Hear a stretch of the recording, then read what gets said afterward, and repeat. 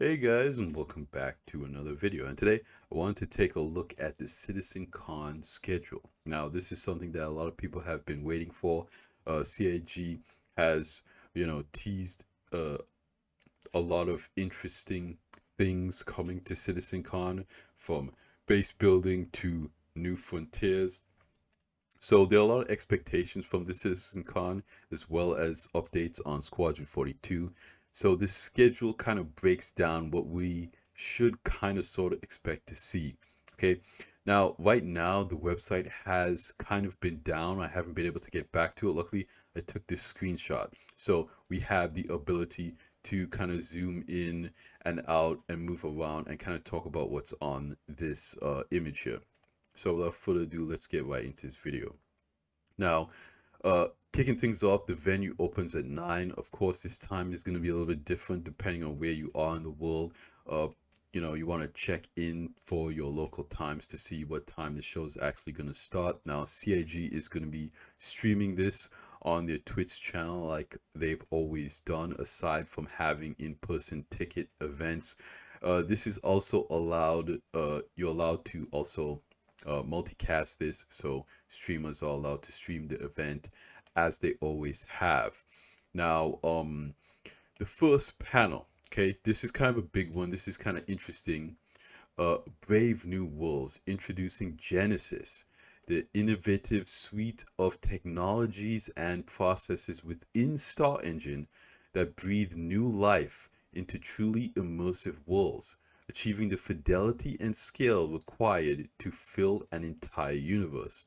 Now, we could, speculate on what this is, and of course, this is a theory crafting channel, so I'm going to give you guys my 2 cents. But to me, I think this is going to be a lot of back end technology. If you guys are kind of keeping up with the comms posts that CAG have been putting out with the monthly report and whatnot, they've been going over some of the tools that kind of helps them do things with the AI, do things, on the back end to set up missions and whatnot. So I think that CIG is building out their roster of technologies to kind of solidify Star Engine as the engine that can actually deliver the vision that they're trying to, serve up to the players. Because at the end of the day, there is still a lot of people that are unsure if CIG can actually do the things that they say they can do.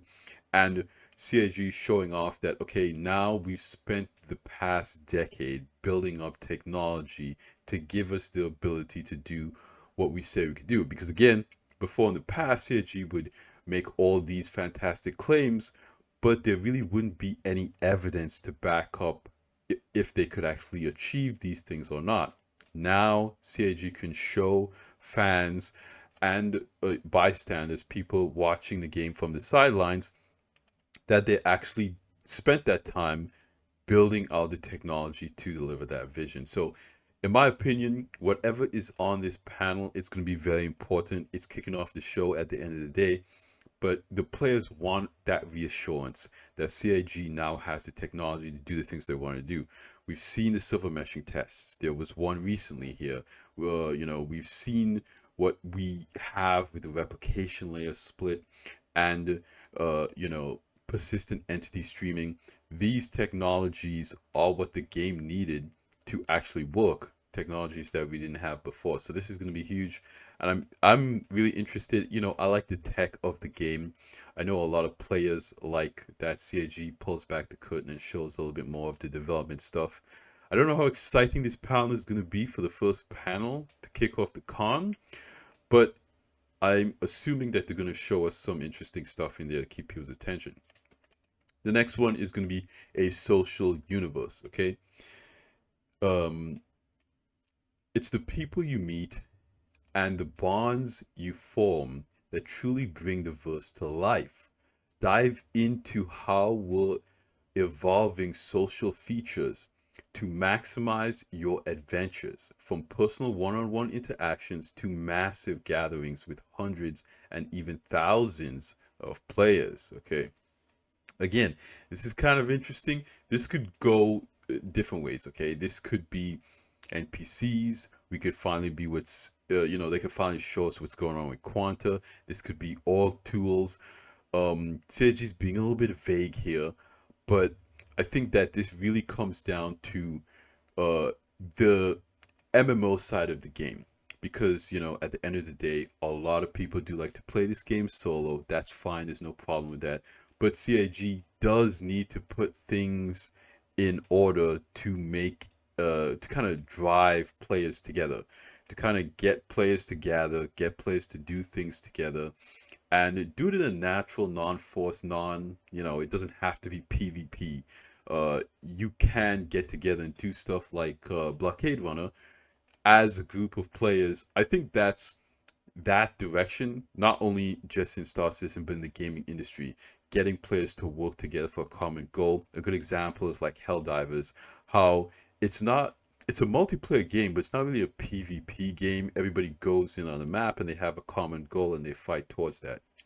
Again, I have no idea what's going to be on this panel, but I think that CIG is definitely going to show a more social aspect to the game, more MMO side. Then we have the cosplay competition. Not too much to be said about that. A lot of people are going to be very into that. Then Dress to Kill. From high fashion to dynamic function, discover Starwear, and exciting new character-focused specializations that let you define your identity and take on the challenges ahead, including the return of a legendary friend from CitizenCon's past. I don't know what that means. That is, again, very cryptic there. CIG's trying to, get us hooked at the edge of our seats.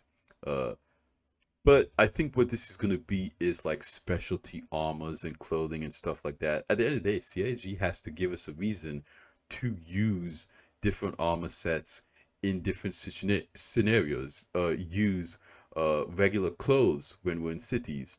So I think more than likely CIG are going to show, because again, they alluded to a little bit in last Citizen Con where they talked about quote unquote legendary armor, and I was not sold at all. You guys know what my opinion is about that. I feel like this game doesn't really have the gameplay to make legendary armor actually legendary armor like in other MMOs. It's just armor that you don't come across as often. That's really all it is. It doesn't actually, do that. It doesn't really actually do anything that's that different. At the end of the day, if you get in white pajamas and you go on your ship, you can be just as effective as, somebody wearing very cool armor. So at the end of the day, I think that CIG needs to design the gameplay to make these specialty armors and clothing worthwhile in the game. Because right now, there's just no such thing as legendary armor. That's just kind of like a term that the developers used at last Citizen Con. So I really want to see them make this stuff matter. Okay, then this is a very interesting one. Beyond Pyro.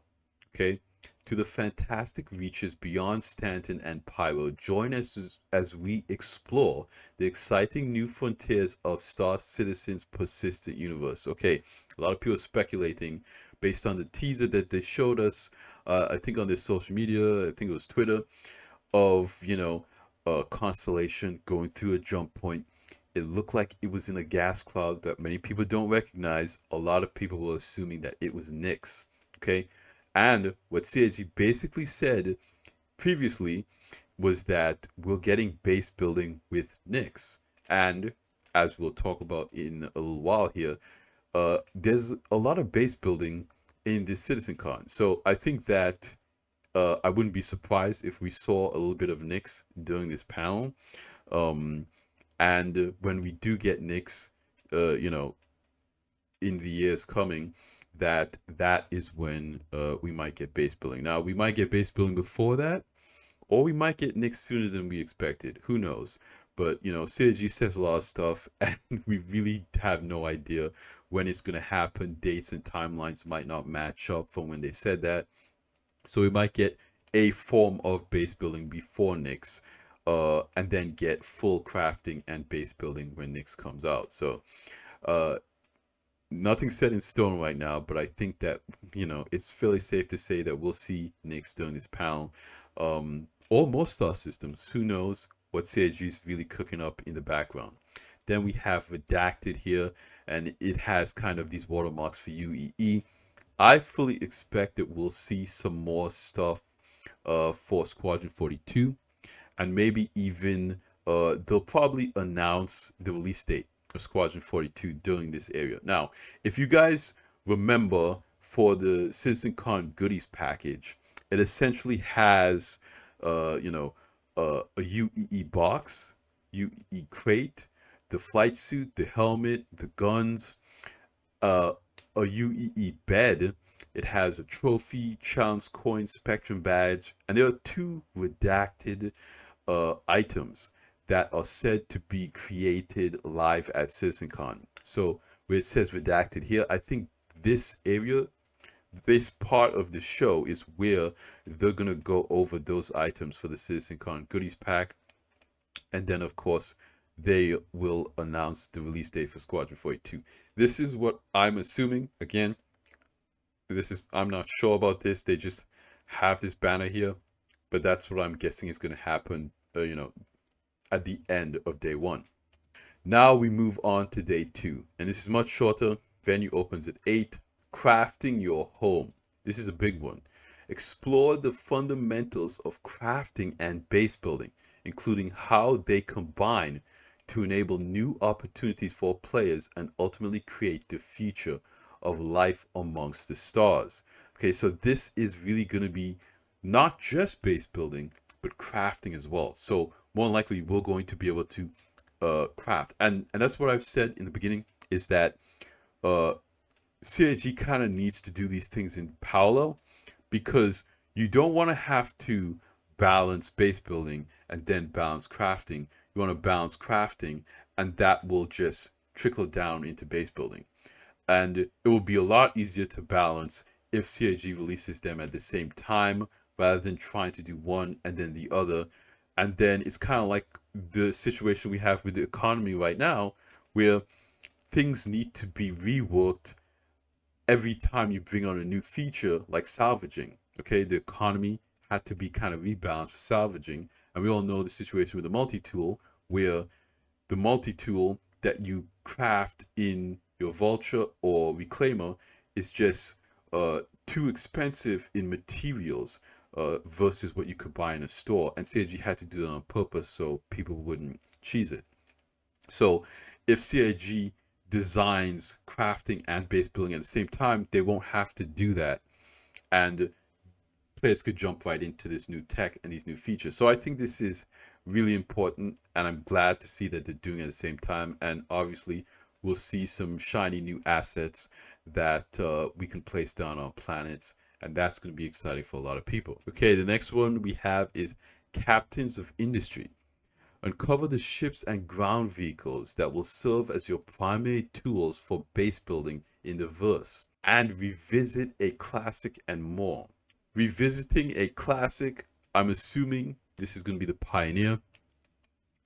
This is the original base building ship for the game, but we also know we will have the Galaxy, and what Seiji showed off at the previous CitizenCon was a ground vehicle that is on the same platform as the Centurion and the Spartan and the Ballista.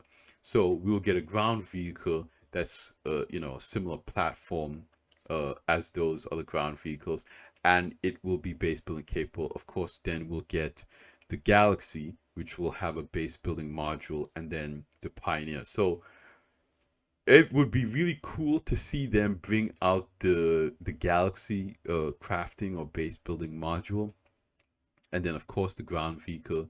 And there has been talk of the Star Lancer having base building capabilities. So more than likely, if they're going to announce or release the Star Lancer, it will be during this point, because CIG usually announces a concept or a ship, a new straight to flyable ship during the ship panel at CitizenCon. So I would not be surprised if we see that here, as well as a sneak peek at upcoming ships. They usually do that at every CitizenCon, where it's like kind of like who's that Pokemon. and we just kind of tried to figure out what ship that is. They did it at the last Citizen Con as well, so I fully expect that to happen here again too. Again, the last one, probably one of the most important panels, is going to be the Stars My Destination, Star Citizen 1.0. PvP, PvE, non-combat. What type of game is Star Citizen? If you want answers, join it at the outline, a high-level overview of Star Citizen 1.0 and what our intentions are for our epic shared universe. This is going to be huge. CAG has struggled with this in the past. A lot of people ask the question, what is Star Citizen? Why should I play this game? And a lot of people have kind of come to the conclusion that it is a space sandbox game. It is multiplayer MMO where you can get in and you can do whatever you want. And there's been that conversation: is it a sandbox? Is it a sand park? Is it a theme park? Is it an MMO? Is it this, metaverse, whatever you want to call it? And this is CAG's opportunity to set in stone what this game is, what the intentions of the game is, what the intended gameplay loop is, what the end game is. And that's kind of the most important thing, because in the beginning, this game's purpose was pretty clear. You would play Squadron 42 and you would get a straight line track for citizenship in the multiplayer game. So you play Squadron 42, you finish Squadron 42, then you get access to the multiplayer game, kind of like Grand Theft Auto or something like that, where you play the campaign and then you go to Grand Theft Auto Online or whatever. The multiplayer aspect, it opens up for you, and the goal there is to become a citizen. That's why it's called Star Citizen. Okay, and you can own, and the easiest way to become a citizen is to finish the campaign. But if you don't finish the campaign, you have to work a little bit harder in the MMO. But the end goal was to become a citizen. So that's kind of eroded over time, and the game has just become two separate things, where Squadron 42 is one complete separate game and Star Citizen is a complete separate game, the MMO. So now that goal is no more. It's still called Star Citizen, but what do you want to be? If you want to be a pirate, you're obviously not going to become a citizen of the UEE. And if you want to kind of do your own thing, becoming a citizen of the UEE, more than likely is not going to be your goal, or not going to be everyone's goal. So it's really important for CAG to say that, okay, this is the new direction of the game now that, we've changed it into something else. And now people have what they should be working towards when they play. What is the end game? All MMOs have an end game, and creating this for the players gives them something to strive for, a reason to play and log on. Again, that's what a lot of people's problem is with this game, is that, okay, there's no reason to play. And again, that's different for everybody. Some people like more direction in their video games, and some people, they just like to go off and do whatever they want. But CIG obviously wants to create an environment for both types of players. So I'm excited to see what they come up with, and what are the minimum viable what is the minimum viable product of the game, essentially what they plan to have set up for 1.0. I think that's going to really shake up a lot of people, because I don't think, I mean, obviously it's not going to launch with 100 star systems, but I think CIG is really eager to get this thing to 1.0, more eager than a lot of people think. And I think that maybe they'll launch with around 5-star systems, and crafting and base building, minimal economy, and that type of thing. And yeah, I mean, they could surprise us and say we have 50 new features that we're working on, and 1.0 is 10 more years away. But I just don't think they're going to do that. I think they really want to get this game to 1.0 in the next 2 or so years. That could be copium. Okay. Let me know what you guys think in the comments down below. That's really all I have for today. The venue closes there, and then there's the Admiral Esports event there at the bottom. Yeah, I love to hear from you guys. I don't want to take up too much more of your time, so that's gonna be it for me in this video. You guys, like I always say at the end of these videos, like the video if you liked it, subscribe if you want to see more, and I will see you guys in the next one. Salud.